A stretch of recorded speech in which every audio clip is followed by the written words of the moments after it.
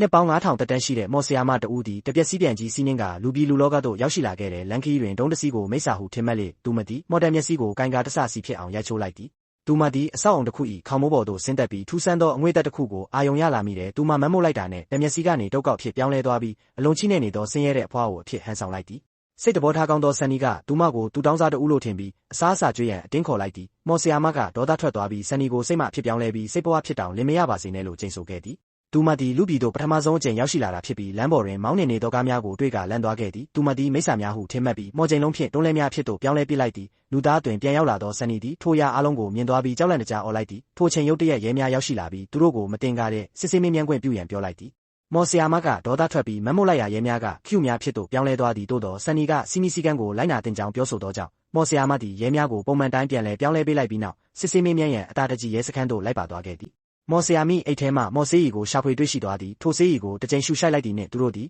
မိုင်ပေါင်းများစွာဝေးသောရေကန်တစ်ခုသို့ရောက်ရှိသွားသည်ထို့နောက်တစ်ခါထပ်ပြီးရှူလိုက်သောအခါတောနက်ထဲသို့ရောက်ရှိသွားသည်သူသည်မြို့သို့မရောက်မချင်းရှူနေပါတော့တယ်ထိုချိန်တွင်မော်ဆီယာမသည်ဆန်နီကိုရဲစခန်းမှခေါ်ဆောင်လာပြီးမိစ္ဆာအငွေ့သက်များပြည့်နေသောပြတိုက်သို့ခေါ်ဆောင်သွားခဲ့သည်မော်ဆီယာမသည်မြေအောက်ခန်းတွင်မိစ္ဆာဘုရင်ကိုတွေ့ရှိခဲ့သည်မိစ္ဆာဘုရင်ကသူ့ကိုတိုက်ခိုက်ရန်ပြင်လိုက်ချိန်တွင်မော်ဆီယာမသည်ဆေးရီကိုထုတ်ယူပြီးသူ့ကိုရေခဲရုပ်တုအဖြစ်ချက်ချင်းပြောင်းလဲပစ်လိုက်သည်သို့တော်လည်းဆေးရီအာနိတင်သည်ခဏရာသာဖြစ်သောကြောင့်မိစ္ဆာဘုရင်သည်ပြန်လည်လွတ်မြောက်သွားခဲ့သည်မော်ဆီယာမကဆန်နီကိုအမြန်ခေါ်ပြီးပြေးတော့သည်သူတို့သည်စုဝေးပြီးမော်တက်ဖြင့်နေရက်သို့ပြေးတော့သည်